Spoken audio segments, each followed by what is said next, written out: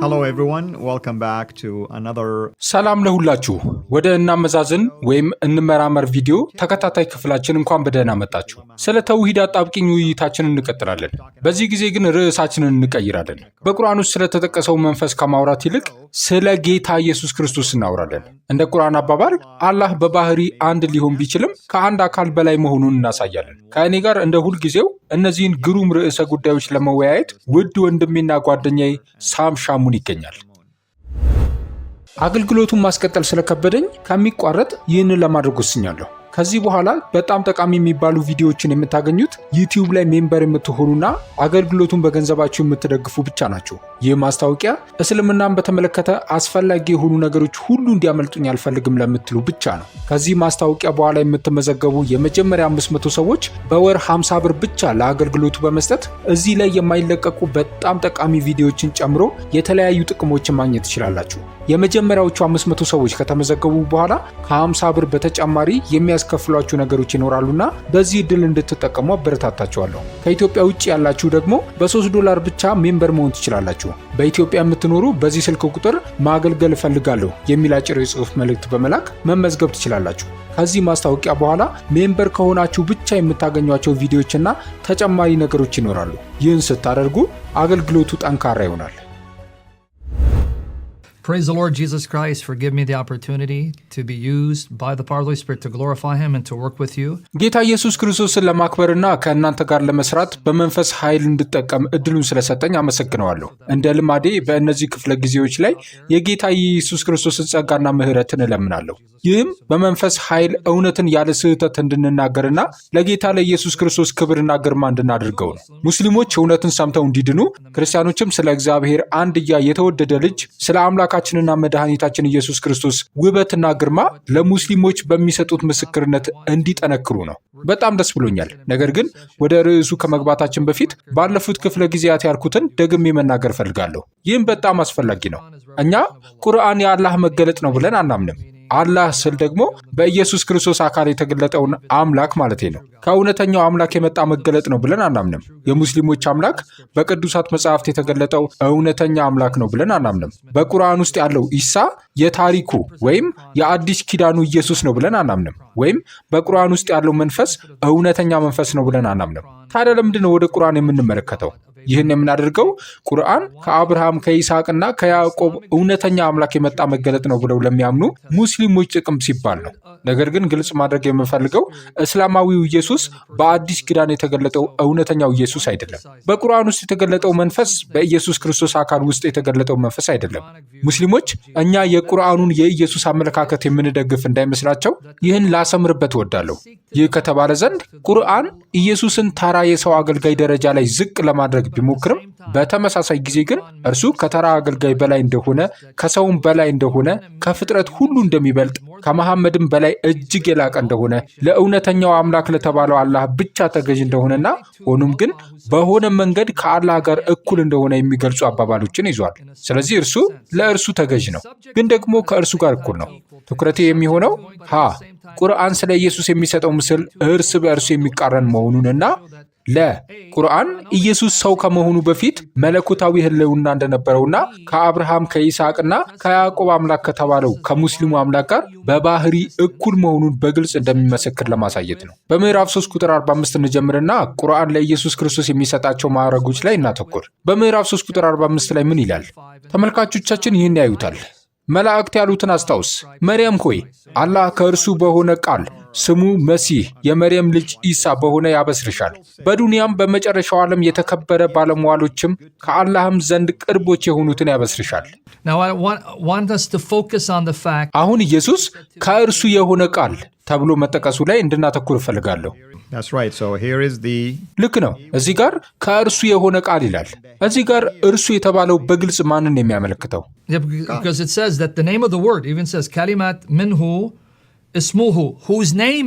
ምክንያቱም የቃሉ ስም የመርየም ልጅ ኢሳ መሲህ ነው ይላል። ስለዚህ ቃል ግላዊ ማንነት አለው። ስሙ ማንነቱ የመርየም ልጅ ኢየሱስ መሲህ ነው። Correct, and this is in connection to the word. ትክክል። ይህ ደግሞ ከቃል ጋር የተያያዘ ነው። So the word is a person who becomes a flesh and blood human being. ስለዚህ ቃል ስጋና ደም የለበሰ ሰው የሚሆን አካል ወይም ፐርሰን ነው። So Are you here we talking about see. John 1:14? ስለ ዮሐንስ ምዕራፍ 1 ቁጥር 14 እያወራ ነው። Here, Well, yeah, because here we see the Quran is aping. አዎ ምክንያቱም እዚህ ጋር ቁርአኑ የዮሐንስን የሎጎስ ወይም የቃል ስነ ክርስቶስን ማለትም ኢየሱስ ክርስቶስ ስጋ የለበሰ ዘላለማዊ ቃል መሆኑን እየቀዳ መሆኑን እናያለን። ይህንንም ወደ ሁለተኛው ጥቅስ ስንሄድ በዝርዝር አብራራዋለሁ። ነገር ግን ኢየሱስ ከእርሱ የሆነ ቃል መሆኑንና የዚህ ቃል ስሙ የመርየም ልጅ ኢሳ መሲህ መሆኑን ልብ በሉ። ስለዚህ ቃል ዝም ብሎ የአምላክ ትእዛዝ ወይም እቅድ አይደለም፣ ይልቁንም ስጋ የለበሰ ሕያው አካል ነው። And here's what I want to add. It's kind of amazing, really. እኔም መጨመር የምፈልገው ይህ በእውነት የሚገርም ነው። ካሊማ የሚለው የአረብኛ ቃል በሴት ጾታ የተቀመጠ ነው። ስሙ ግን የወንድ ጾታ የሆነ ኢየሱስ ነው። Even ismuhu, isn't that masculine? That's right. ኢስሙሁ የሚለውም የወንድ ጾታ አይደለምን? በትክክል። ስለዚህ ካሊማ በሴት ጾታ ቢሆንም ኢስማሁ ተብሎ የተጠቀሰው ግን ለወንድ ነው። ይህም መሐመድ ክርስቲያኖች ስለ ኢየሱስ የሚሉትን እየሰማ እንደነበረ ያሳየናል። ከቃል ጋር ራሱን እያቆራኘና ክርስቲያኖች እርሱን በቁም ነገር እንዲመለከቱት ለማድረግ የስነ መለኮቱ አካል አድርጎ ተቀበለው። ነገር ግን የክርስትናን ስነ መለኮት በከፊል በመቀበሉ የገዛ ራሱን ሐሳብ እያፈረሰ መሆኑን አልተገነዘበም። ወደ ሁለተኛው እንሂድ። እዚህ ጋር ነው ከዮሐንስ የሎጎስ ወይም የቃል ስነ ክርስቶስ ጋር ያለውን ግንኙነት በእርግጥ የምናሳየው። በምዕራፍ 4 ቁጥር 171 ላይ ረጅም ጥቅስ አለ። እዚህ ጋር የሚገርመው ነገር ይህ ጥቅስ ክርስቲያኖች አላህ ሶስተኛ ነው በማለታቸው ለመገሰጽና አላህ ልጅ አለው ማለታቸውን ለመኮነን የታሰበ ሆኖ ሳለ ስለ ኢየሱስ የሚናገረው ግን እርሱ መለኮት መሆኑን በግልጽ ያረጋግጣል። እንዲሁም አስቀድሞ የነበረና ስጋ የለበሰ መሆኑን ያጸናል። በምዕራፍ 4 ቁጥር 171 ላይ ምን ይላል? People of the book, go not beyond the bounds in your religion and say not as to God but the truth. የመጽሐፉ ሰዎች ሆይ በሃይማኖታችሁ ወሰን አትለፉ፣ በአላህም ላይ እውነትን እንጂ አትናገሩ። የመርየም ልጅ አልመሲህ ኢሳ የአላህ መልእክተኛ ብቻ ነው። Now let's pause there. You know Arabic better than I. አሁን እዚህ ጋር ለአፍታ እናቁም። አረብኛ የአፍ መፍቻ ቋንቋ ስለሆነ ከእኔ በላይ በትክክል ታውቀዋለህ። ብቻ የሚለው ቃል በአረብኛ ውስጥ የለም። መልእክተኛው ብቻ አይልም። እርሱ ረሱል አላህ ወይም የአላህ መልእክተኛ ነበር። አሁን ረሱል የሚለው ቃል ምን ማለት እንደሆነ ለማያውቁ ሰዎች ሐዋርያ ማለትም ሊሆን ይችላል። ስለዚህ ይህ የሚለው ኢየሱስን ልብ በሉ፣ እሱ መሲህ ነው። አልመሲህ የሚለውን ወደፊት እግዚአብሔር ቢፈቅድ በዝርዝር እንመለከታለን። እርሱ መሲህ ነው። በነገራችን ላይ መሲህ ተብሎ የተጠራው እርሱ ብቻ ነው። የመርየም ልጅ መሆኑ ደግሞ ከድንግል መጸነሱንና መወለዱን ያረጋግጣል። ይህንንም በሚቀጥለው ጊዜ እናወራለን። ረሱል አላህ ደግሞ እውነተኛ አምላክ ተብሎ ለሚታሰበው ለአላህ ሐዋርያ ተብሎ ሊተረጎም ይችላል። አሁን እንደ ክርስቲያን ለዚህ ሁሉ አሜን ማለት ትችላለህ። እስካሁን ቁርአን የሚለው ላይ ምንም ተቃውሞ የለንም። ምክንያቱም ወደ ዕብራውያን ምዕራፍ 3 ቁጥር 1 ብትሄዱ ኢየሱስ የእምነታችን ሐዋርያና ሊቀ ካህናት ተብሏል። ስለዚህ መጽሐፍ ቅዱስ ኢየሱስ የእግዚአብሔር አብ ሐዋርያ መሆኑን ይቀበላል። And here's what I want to add.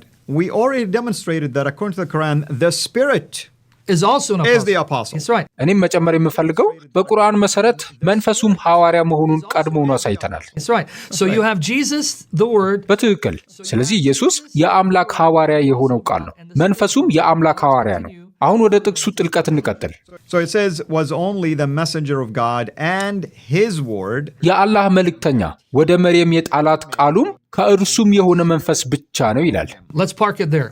You know the Arabic again, so እዚያ ላይ እናቆመው። አረብኛውን አሁንም ታውቀዋለህ። ወደ አረብኛው የምመለሰው አንተ የምለውን ማረጋገጥ ስለምትችል ነው። እዚያ ላይ ካሊመቱሁ ወይም ቃሉ አልቃሃ ወይም የጣለው ያሳረፈው ይላል። That's right. And His evolved what? ልክ ነው። ምንን አሳረፈ?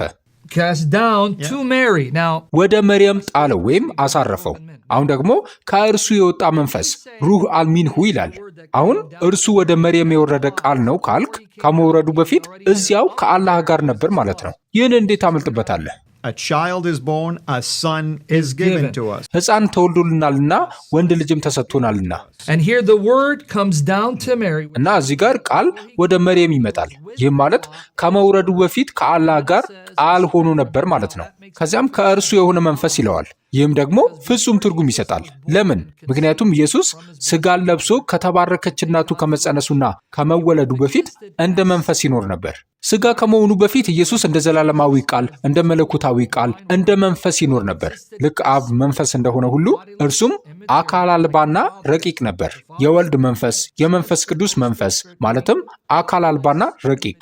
Galatians 4:6 said, God sent the Spirit of His Son. ገላትያ ምዕራፍ 4 ቁጥር 6 እግዚአብሔር የልጁን መንፈስ እንደላከ ይናገራል። The Spirit of His Son, the Holy Spirit in our hearts. So catch it here. የልጁ መንፈስ ቅዱስን በልባችን ውስጥ። ስለዚህ እዚህ ጋር አስተውሉ። ኢየሱስ በዚያ ከእግዚአብሔር ጋር በነበረበት ጊዜ እንደ መንፈስ ነበር፣ ወደ መርየም ሥጋ ሊሆን እንደ ቃል ሲመጣ። እስከ አሁን በቁርአን ያነበብከው መሰረታዊው የዮሐንስ የሎጎስ ስነ ክርስቶስ ነው።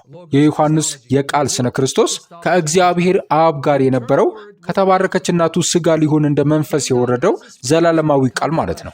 አሁን መጽሐፍ ቅዱስ ኢየሱስ ሥጋ ከመሆኑ በፊት እና አሁን በመለኮታዊ ባህሪው መለኮታዊ መንፈስ እንደሆነ ይናገራልን? በሌላ አነጋገር መለኮታዊ ባህሪ ያለው አምላክ እንደመሆኑ አምላክ መሆን መንፈስ መሆን ስለሆነ እርሱ በተፈጥሮ መንፈስ ነውን? አዎ። አንደኛ ቆሮንቶስ ምዕራፍ 15 ቁጥር 45 ፊተኛው ሰው አዳም ሕያው ነፍስ ሆነ፣ ኋለኛው አዳም ሕይወትን የሚሰጥ መንፈስ ሆነ ይላል። እስካሁን በቁርአን ያነበብነው ላይ ማንኛውም ክርስቲያን ችግር አይኖረው። አሜን። እርሱ መሲህ ነው። እርሱ ከድንግል የተወለደ የመርየም ልጅ ነው። እርሱ የእግዚአብሔር አብ ሐዋርያ ነው። እርሱ ወደ መርየም የወረደው የአምላክ ቃል ነው። ወደ መርየም ከመምጣቱ በፊት ሥጋዊ አካል ስላልነበረውም ከአምላክ እንደ መንፈስ ወረደ። ከመርየም ሥጋ በለበሰ ጊዜ ሥጋ የለበሰ መንፈስ ሆነ።